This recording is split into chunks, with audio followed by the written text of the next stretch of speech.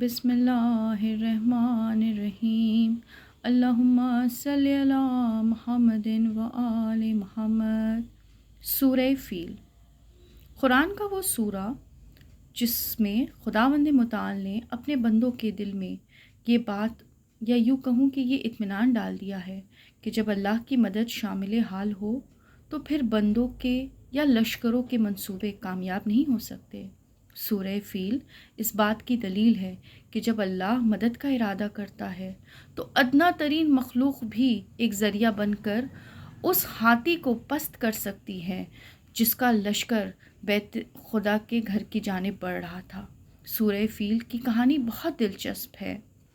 ابرہہ الحشمی نام کا ایک کرسچن رولر، جسے بہت تعجب ہوتا تھا کہ یہ لوگ کیوں خدا کے گھر کا طواف کرتے ہیں، اس نے کلیسا بنایا اور چاہا کہ لوگ وہاں بھی آئیں۔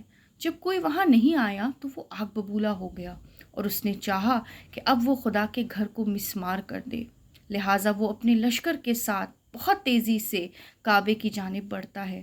مگر ہمارا پروردگار جو قادر مطلق ہے، جو کسی اسباب کا پابند نہیں ہے، اس نے اپنی غیبانہ مدد ایک معجزے کے طور پہ دنیا والوں پہ یہ ظاہر کر دیا۔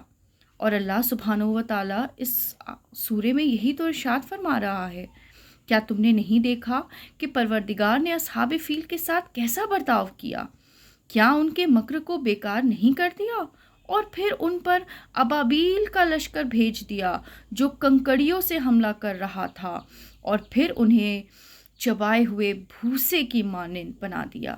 پروردگار نے دکھا دیا جب ابرہہ کا لشکر تیزی سے خانہ کعبہ کی طرف بڑھ رہا تھا اور کسی مدد کا کوئی گمان نہیں تھا، اس وقت پروردگار نے چھوٹی چھوٹی چڑیوں جن کا نام ابابیل ہے ان کو سمندروں کی سمت سے کعبے کی جانب بھیجا اور ان کے منہ میں چھوٹی چھوٹی کنکڑیاں تھیں۔ اب یہ کنکڑیاں جب ان پرندوں کے منہ سے ان لشکر کی طرف حملہ کرتی ہے تو گویا وہ میزائل اور بلٹ کا کام کرتی ہیں۔ اس طرح سے اللہ کی مدد شامل حال ہوئی اور ہم کامیاب و کامران ہوئے۔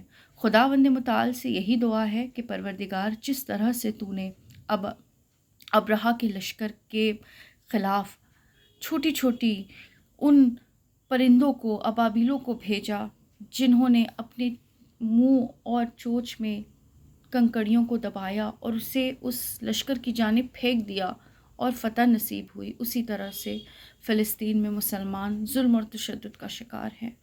اس ابرہہ کے لشکر کو نیست و نابود کر دے پروردگار اور مسلمانوں کو فتح اور کامیابی اور کامرانی سے سرفراز کر۔ جزاک اللہ، خدا حافظ۔